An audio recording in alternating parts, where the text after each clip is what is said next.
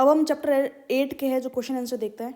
ठीक है, तो पहला प्रश्न है जो पाठगत मतलब चैप्टर के अंदर जो क्वेश्चन है उनको देखते हैं। इनको भी करते हुए चलना है। ठीक है, आप पाठ का सार कर लेंगे।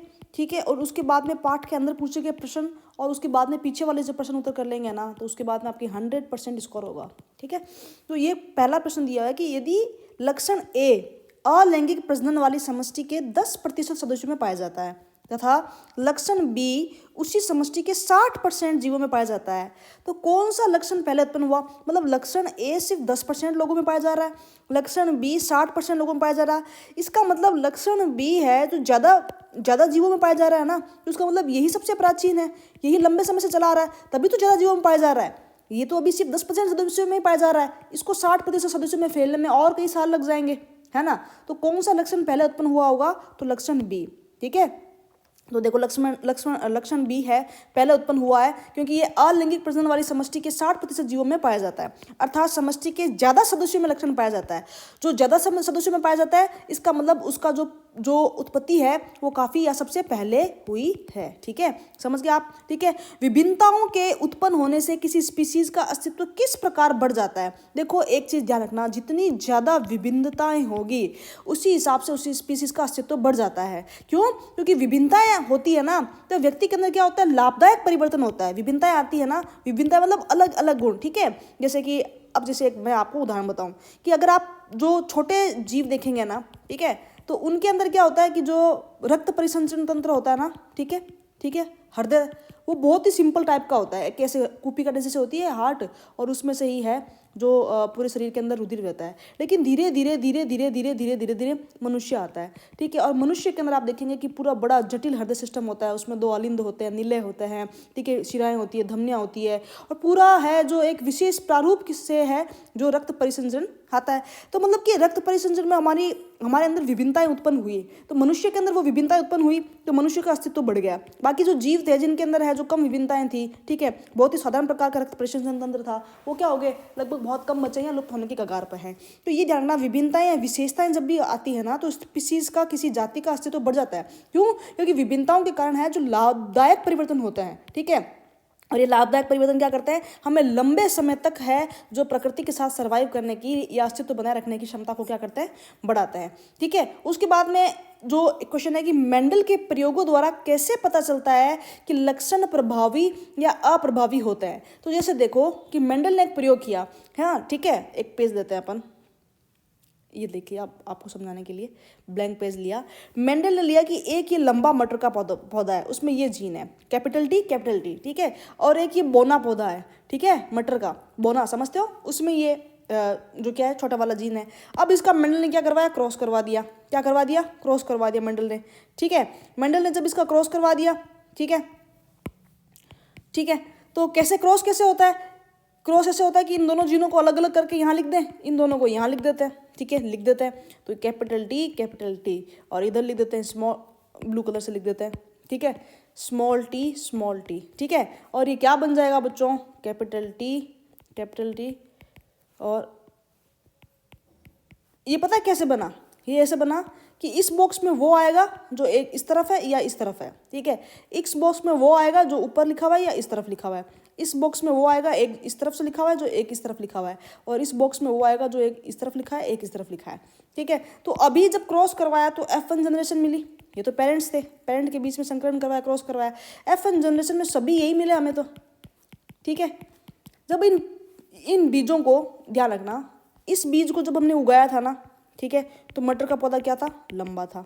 इसका मतलब ये कैपिटल टी है, लंबेपन की जीन है। इस बीज को जब हमने उगाया था ना, तो मटर का पौधा क्या निकला? बोना। इसका मतलब स्मॉल टी क्या है? बोनेपन की जीन है। लेकिन जब इस बीज को हमने मटर के उगाया ना, तो पौधा लंबा ही निकला। ऐसा नहीं कि मंझला निकला, बोना निकला, नहीं, उतना ही लंबा निकला जितना लंबा ये है।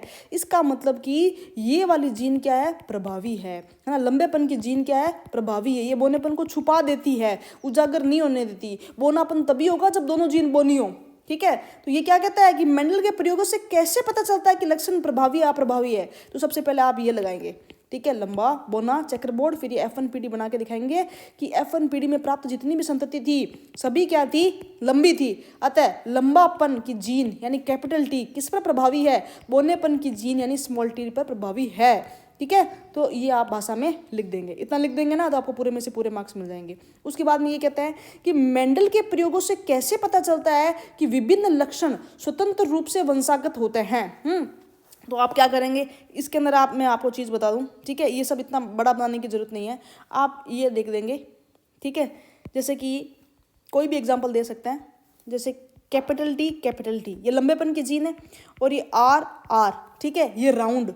मतलब कि इसका मतलब क्या है, इसका मतलब कि ये जो पौधा है ना, इस बीज का जो मटर का पौधा है ना, ये कैपिटल यानी लंबा होगा, आर यानी मटर के जो बीज होंगे वो क्या होंगे, गोल होंगे, एकदम प्योर गोल होंगे, ठीक है। दूसरा अपन लेते हैं स्मॉल टी, स्मॉल आर, ठीक है। तो इसका मतलब क्या होगा, इसका मतलब ये मटर का पौधा बोना होगा, ठीक है। और स्मॉल आर का मतलब है इसके जो बीज होंगे ना मटर के, वो दाने होंगे ना, वो क्या होंगे, झुरीदार होंगे, ठीक है। जब आप इनके बीच में क्रॉस करवाएंगे ना, आप सिर्फ ये बना के आ जाना जो मैंने बनाया यहाँ पर, ठीक है। तो क्या क्या बनेगा, ठीक है, capital capital R, small R, ठीक है। तो ये सारे देखो, अब ये प्रभावी है ना कैपिटल टी, तो यानी पौधा क्या होगा, लंबा होगा। ये कैपिटल आर आ गया, प्रभावी है, तो यानी गोल होगा, सभी पौधे लंबे और गोल हैं, ठीक है। ये स्वतंत्र रूप से एक दूसरे के साथ आए हैं, ये क्या हुए, स्वतंत्र रूप से एक दूसरे के साथ आए हैं। इसलिए जो क्या कह सकते हैं कि मेंडल के प्रयोगों, ये वाला आप एग्जैक्टली ये वाला फ्लो चार्ट बनाएंगे और फिर ऐसे लिखेंगे कि मेंडल ने अपने प्रयोगों में दो जोड़ी ले लिए, लंबापन और गोल होना बीजों का, ठीक है। दो जोड़ी विपर्यासी लक्षणों का चयन किया, और जब इनके बीच में क्रॉस करवाया तो ये क्रॉस से है जो लक्षण है ना, वो स्वतंत्र रूप से वंशानुगत होए पाए गए, और ये आप बना देना, ठीक है। इतने में आपको पूरे मार्क्स मिल जाएंगे। उसके बाद में, ठीक है, तो इस प्रयोग, ये लाइन में लिख दो, इस प्रकार प्रयोग से स्पष्ट होता है कि बीजों के रंग और आकृति की वंशानुगति पीढ़ी एक दूसरे से प्रभावित नहीं होती। ये प्रभावित नहीं हो रहा, परस्पर प्रभावित नहीं हो रहा, ये अपना अलग है, ये अपना अलग है, इसका अपना गोल होना अलग है, इसका लंबा होना अलग है, ठीक है, प्रभावित नहीं होता। ये लक्षण स्वतंत्र रूप से वंशानुगत होते हैं, इसलिए इसे मेंडल का स्वतंत्र अपव्यय का नियम भी कहते हैं, ठीक है। उसके बाद में एक प्रश्न है कि ए रुधिर वर्ग वाला, इस प्रकार के प्रश्न आ सकते हैं, ठीक है। ए रुधिर वर्ग वाला पुरुष एक स्त्री जिसका रुधिर वर्ग ओ है से विवाह करता है, उनकी पुत्री का रुधिर वर्ग ओ आता है, तो क्या ये सूचना पर्याप्त है यदि आपसे कहा जाए कि कौन सा विकल्प लक्षण रुधिर वर्ग ए और ओ का प्रभावी लक्षण है? तो देखो, ये सूचना पर्याप्त नहीं है, ठीक है। खाली ए और ओ से ये नहीं बता सकते कि कौन सा लक्षण है जो प्रभावी है, ठीक है। तो ये ध्यान रखना, आप ये लिख देना, ये सूचना पर्याप्त नहीं है, ठीक है। मानव में बच्चे का लिंग निर्धारण कैसा होता है, ये बहुत इंपॉर्टेंट है, ठीक है। इसको भी समझते हैं, ठीक है। और आप ऐसा, मैं आपको फ्लो चार्ट बना के समझा दूं, आप वैसा बना के आ जाएंगे ना, तो आपको पूरे में से पूरे मार्क्स मिल जाएंगे। कि आप लिखेंगे, सबसे पहले हेडिंग डालेंगे कि मानव में, ठीक है, मानव शिशु का लिंग निर्धारण, ठीक है, कि वो बच्चा जो बच्चा होगा वो लड़का होगा या लड़की होगा, मानव शिशु में लिंग निर्धारण, ठीक है, ऐसा बनाएंगे। और फिर यहाँ लिखेंगे, देखो पिता, ठीक है, पिता के पास जो जीन होता है वो होता है एक्स और वाई। फिर यहाँ लिखेंगे माता, माता के पास जो जीन होता है वो होता है एक्स और एक्स, ठीक है। अब बनाएंगे चेकर बोर्ड, क्योंकि इन दोनों के बीच में संकरण होगा, ठीक है। तो चेकर बोर्ड बनाएंगे अपन, ये देखिए, आप इधर पिता का लिख दीजिए एक्स वाई, इधर माता के लीजिए एक एक्स एक्स, किधर भी लिख दीजिए। अब जब आप इनकी क्रॉसिंग करवाएंगे तो क्या होगा, ये एक्स एक्स हो जाएगा, इधर एक्स वाई हो जाएगा, बताया था ना मैंने आपको, ये वाला और ये वाला, ठीक है, इधर ये वाला और ये वाला, ठीक है, इसमें ये वाला और ये वाला आएगा, और इसमें ये वाला और ये वाला आएगा, ठीक है। और यहाँ क्या लिख सकते हैं, एक्स एक्स और एक्स और वाई। इसका मतलब कि X X X X X Y, यानी 50% संभावना तो बनती है एक्स एक्स की, ठीक है, और 50% संभावना बनती है एक्स वाई की। अगर किसी शिशु के अंदर एक्स एक्स जीन हुआ तो वो क्या होगी, सो शिशु क्या होगी, जो क्या होगी, लड़की होगी, पुत्री पैदा होगी, ठीक है, पुत्री संतति, ठीक है, क्योंकि पुत्री लड़कियों के अंदर एक्स एक्स क्रोमोसोम होता है। और एक्स वाई मतलब की है जो पुत्र संतति, ठीक है।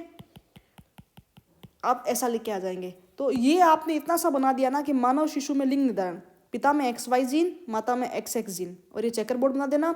उसके बाद में देखना कि 4 हमें गैमीट मिले, X X X X X Y, यानी 50% तो एक्स एक्स मिला और 50% एक्स वाई मिला, यानी 50% संभावना पुत्री संतति की है और 50% संभावना पुत्र संतति की है। अच्छा, मुझे एक बात बताओ कि माता से तो हमेशा एक्स एक्स, 2 ही क्रोमोसोम में एक्स एक्स एक्स ही मिलेगा, ठीक है।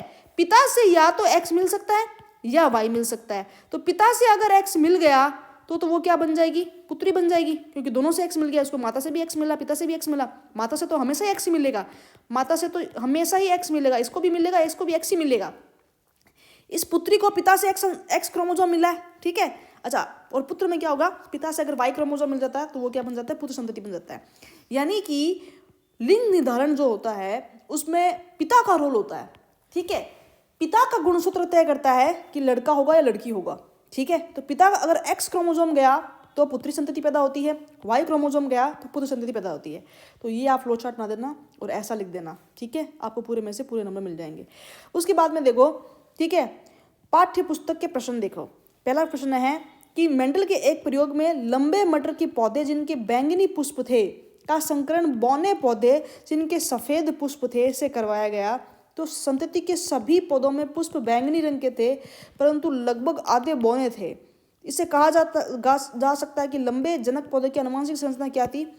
तो ये कैपिटल टी स्मॉल टी ये वाला होगा, ठीक है, क्योंकि इसके अंदर भाई बोने भी आ रहे हैं ना, तो इसका मतलब बोनापन की जीन थी। तो इसमें तो देख लो बोनापन की जीन नहीं है, ठीक है।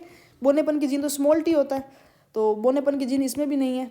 इसमें है बोनेपन की जीन और इसमें है बोनेपन की जीन, लेकिन पुष्प तो सारे बैंगनी मिले थे, ठीक है। सफ़ेद तो मिले ही नहीं, तो डब्लू स्मॉल डब्लू तो होगा ही नहीं, दोनों में कैपिटल डब्लू होगा, ठीक है। तो फिर यही ऑप्शन सेट मिलता है। उसके बाद में एक अध्ययन से पता चला कि हल्के रंग की आंखों वाले बच्चों के जनक यानी माता पिता की आंखों का रंग भी हल्के रंग का है। इसके आधार पर हम क्या कह सकते हैं कि आंखों के हल्के रंग का लक्षण प्रभावी है या अप्रभावी, ठीक है, ठीक है। अपने उत्तर में व्याख्या कर सकते हैं। तो हाँ, ये बात सच है। देखो, माता पिता के लक्षण ही बच्चों में आते हैं। अगर माता पिता की आंखों का रंग जो क्या है हल्का है, हल्का रंग की आंखें हैं, इसका मतलब यही लक्षण है जो बच्चों में भी उत्पन्न हुआ है। अतः हम कह सकते हैं आंखों का हल्का रंग क्या है, प्रभावी है। यस में आंसर देना है, ठीक है। उसके बाद में है कि कुत्ते की खाल का प्रभावी रंग ज्ञात करने के उद्देश्य एक प्रोजेक्ट बनाए, ठीक है। तो अपने आसपास के क्षेत्र में ऐसे क्वेश्चन आएगा नहीं, लेकिन फिर भी देख लो, अपने आसपास के क्षेत्र में कुत्तों की आबादी के बारे में पता लगाएंगे और इसके बाद में उनके रंग की प्रतिशत ज्ञात करेंगे। अब कुत्तों की खाल, उनके माता पिता, उनके बच्चों का रंग करवाएंगे, इस तरह से देखेंगे, ठीक है। उसके बाद में क्वेश्चन आता है, ठीक है, कि संतति में नर एवं मादा जनकों द्वारा आनुवांशिक योगदान की बराबर भागीदारी किस प्रकार सुनिश्चित की जाती है। देखो, जो मनुष्य होता है ना, ठीक है, उसके अंदर जितने भी गुणसूत्र होते हैं उसको 2-1 दिखाते हैं। अपन क्या कहते हैं, 2-1 गुणसूत्र होता है, ठीक है। एग्जैक्टली ये 2-1 कितने होते हैं, 46 होते हैं, ठीक है। इसके आधा कर लो, 23 तो उसको माता से मिलते हैं, ठीक है, और 23 ही गुणसूत्र उसको क्या मिलते हैं, पिता से मिलते हैं।